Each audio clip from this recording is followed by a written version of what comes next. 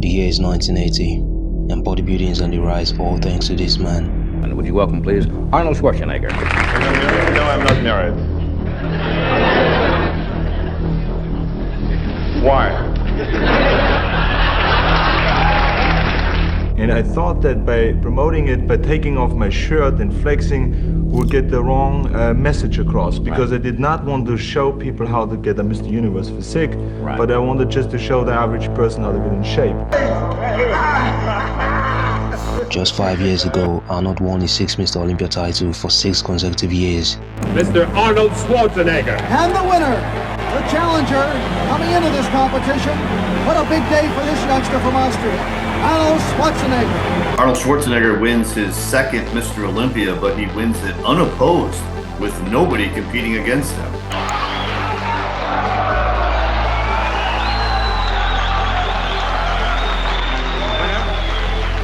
One and only Arnold Schwarzenegger. After his 6th title win, he decided to take a breather and retire from professional bodybuilding, venturing into other career paths. For the next 5 years, he was an action movie star, and in 1980, he thought, why not make a comeback? I consider Arnold not Arnold. I consider him bodybuilding. Arnold is bodybuilding to me, to everyone else. Arnold is what opened the door for us. So all along with sword fighting lessons and dancing lessons and all that, I did my bodybuilding. But the closer I came to this competition, the more people started speculating on the idea that I would be competing. Now, unless he really became really serious about his training and did all that was necessary for him to do to get in tip-top shape. Okay, the first contestant is Danny Padilla. Boya Ko is the 2nd contestant. Roy DeVal is the 3rd. The 4th contestant, Arnold Schwarzenegger. Around 3 weeks or 2 weeks ago, I decided, well, I think it would be kind of an interesting challenge, really, to do something in 8 weeks that most of the guys do in preparing a year or 2 years in advance. With only 7 weeks of preparation, Arnold was determined to make this his 7th title. But there comes Chris Dickerson, Frank Zane, and Mike Menza. Frank Zane came into the contest as a 3rd-time Mr. Olympia title winner for the last 3 years in a row. While Arnold lacked his usual title winning size and muscle definition, Mike Menza looked well conditioned with a defined overall physique. Looking forward to tomorrow. I feel good about today. Number 11, Frank Zane, USA. Number 12, Chris Dickerson, USA. The Austrian oak, Arnold Schwarzenegger. After final posing, Arnold was declared winner. Chris Dickerson came 2nd, and Mike Menza 4th. As the results were announced, the audience booed, criticizing the judging. These criticisms were all based on the fact that Arnold had a long spell away from bodybuilding, plus he made his comeback with only 7 weeks of preparation. And I think 1980 is probably the most talked about Mr. Olympia ever. Some people feel Arnold still should have won, even though everybody agrees he wasn't as best. Other people think, no, he shouldn't have won. All these other guys should have won, you know. But if Arnold were able to come back and win these contests after a short interval, it means that the sport of bodybuilding has literally stood still for the last 5 years. This, in my opinion, is not true. That's got to be, that in the 81, it have to be the most controversial, even to this day, the most controversial. I think you would agree with that, and most people would. No part of the contestant's hands, forearms, or elbows may touch any other part of his body or other external support, and the contestant's hands must remain at the ends of the bar at all times during this bend, and he must remain in a reasonably upright position. Bend! Oh, much too easy. Somebody reach for those larger bars. 1981 Mr. Olympia has to be one of the greatest robbery in bodybuilding history.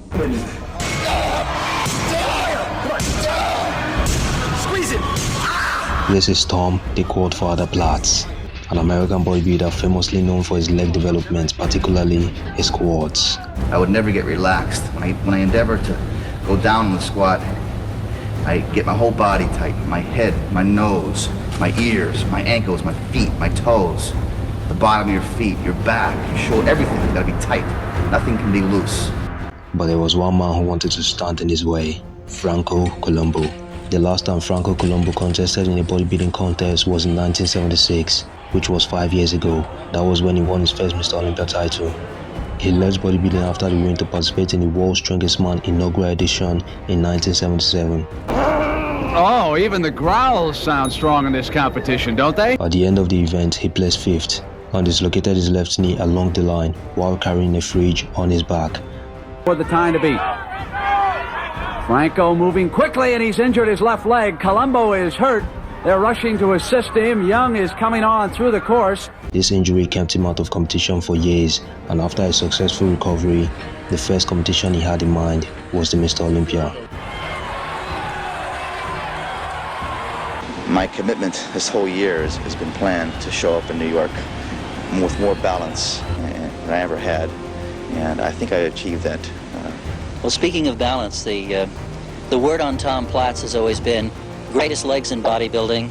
Too bad he doesn't have an upper body as fabulous to match his legs. Talking about balance, I mean, nobody ever said Arnold's arms were too big, you know, and his legs were too small. This year, everything's perfect. The reason I know this is because I've been studying my pictures, studying my films. Probably got the biggest legs in the world now. 4 months to go for the Mr. Olympia, okay? And my fiance, the girl I was gonna marry, left me for my training partner. And I was shocked. I was startled. I'm like, oh my God, 4 months to go. I can't train. I'm messed up. I'm hurt. And for some reason that year, all the hurt went into my training. I just opened the door up to Gold's Gym. My arms would grow. Every exercise that I did worked greater than ever. The hurt, the pain, the terrible trauma, life drama and trauma turned out to be the best thing in the world for me in 81. During final pose down, it was clear as daylight Franco Colombo lacked muscle definition in his quads. His overall physique was nowhere near his title-winning physique. On the other hand, Tom Platz's quads were looking better than ever. You could see this striation and muscle definition. However, just like last year's controversial Olympia win by Arnold Schwarzenegger, semi-finale was about to happen again. With a very tight margin, Tom Platz came third, Chris Dickerson second, and Franco Colombo in first place.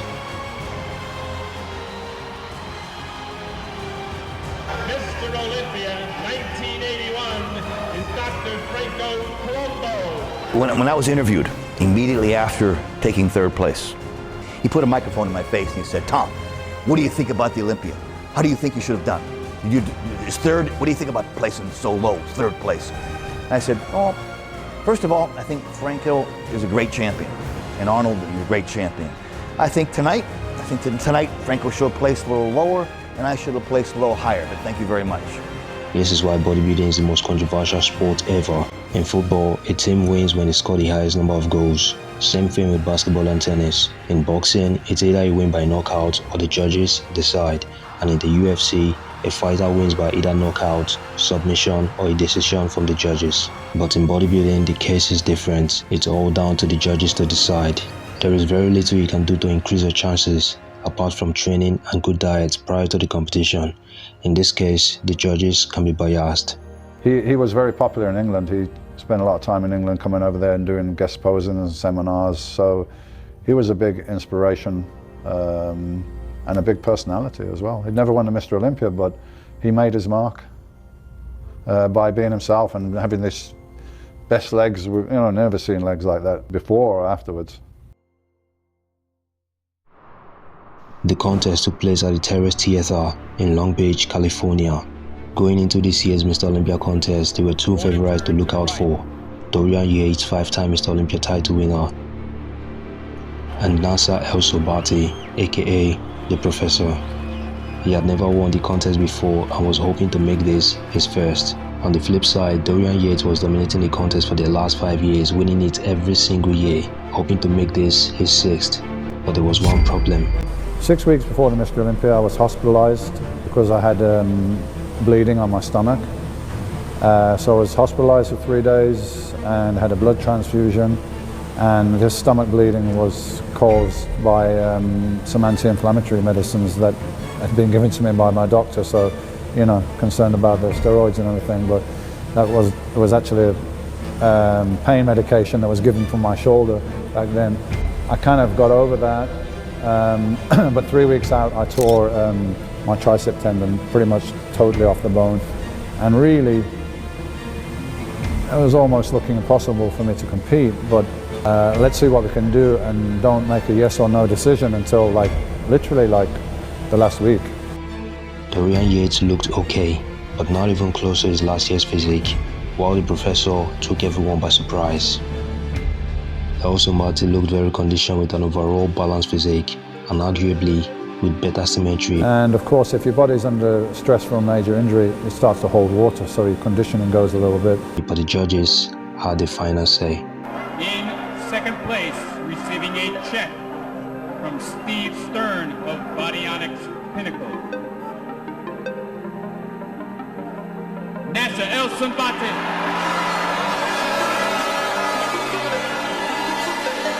I felt Nasser El Sanbate should have been crowned Mr. Olympia. Nasser just was in peak condition. He had no injuries, he just looked great, he was sharp, his face was drawn. You can just see this was his best. I mean, his legs were phenomenally detailed. Dorian just didn't look big, you know. I was definitely not at my best. I had the tricep injury going into that contest, and Nasser was very good, so it was a very close contest. Some people think she should have won. It didn't happen, I won, but it was definitely the closest one of all my competitions. You got to remember, Dorian Yates was the biggest bodybuilder on the scene at that time. And I thought if I could repair this injury and do one more to kind of redeem myself a little bit, I might do that. Ladies and gentlemen, boys and girls, bodybuilding fans from around the world, welcome to the 2017 Olympia. The scene is set. Folks, we've got a great show lined up for you here tonight. We're going to get right to it. But first, let's go back to the press conference. The main man of the show was Heath. He won the contest 6 times for the last 6 years, hoping to make this 7. Basically, it looked like every other competitor were fighting for second place. I'm just enjoying this moment, being the champ. Trained very hard. Obviously, I'm 1 for 7 trying to tie Arnold Schwarzenegger. We all know who that is. Oh yeah. And you know, I'm just, like I said, I'm just very, very excited, very pumped. I cannot wait to get it on. But one thing is for sure, no man is unbeatable. Former Mr. Olympia, the Blade, Dexter Jackson. Dexter Jackson, a one-time Mr. Olympia, was in for a battle, coming in with a balanced overall physique at his old age. But you just can't take your eyes off Madu Elsbai, aka Big Ramy.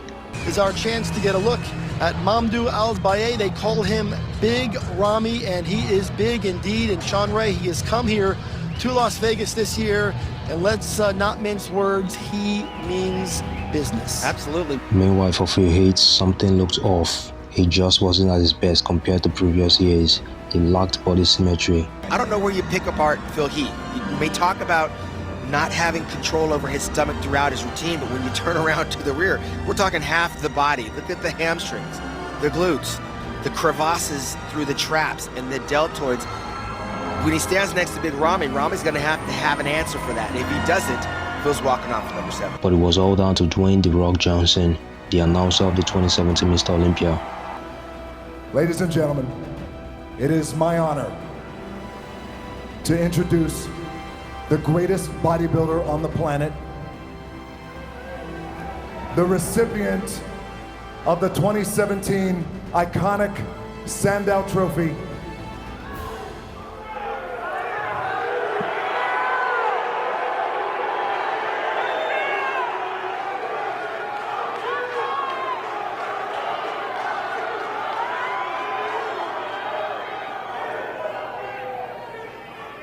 the 7-time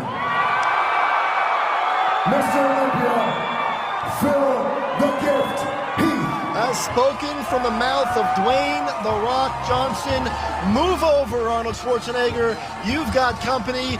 Phil Heath is now a 7-time winner of bodybuilding's most prestigious title. He is Mr. Olympia once again, 1 victory shy of the all-time record. But for tonight, Phil Heath will celebrate number 7. You have tied the greatest bodybuilder of all time, Arnold Schwarzenegger's record at number 7.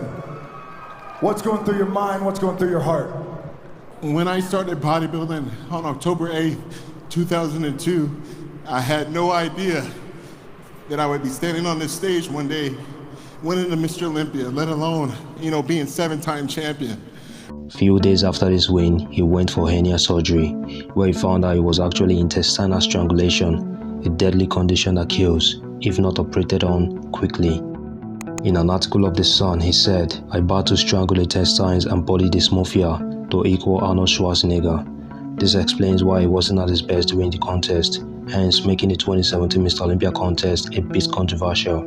On one hand, it's not easy to judge bodybuilders because these guys will surely come in their best possible physique, giving the judges a hard time to pick one of them as the winner. But on the other hand, there are some cases where it's too obvious and the spectators can easily pick a winner. Coincidentally, every bodybuilder that won controversially had already won the Mr. Olympia title in the past, so probably favoritism played a huge part, and it was also the last time each of them won the title.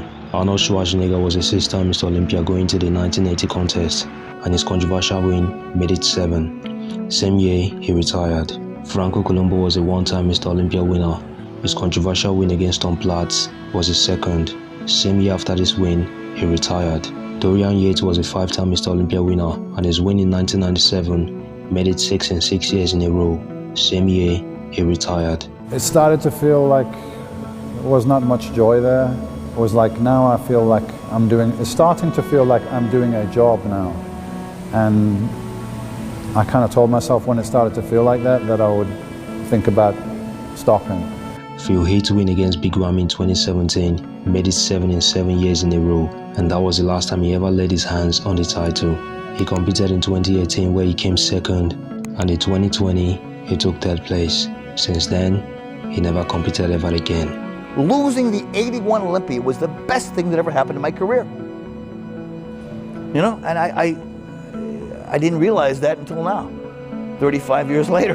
And I didn't even win the Mr. Olympia. 10 times I lost the Mr. Olympia, and I'm still working. I would gladly trade the Sandow for a job like I've had in the last 35 years. Okay? It's been a gift.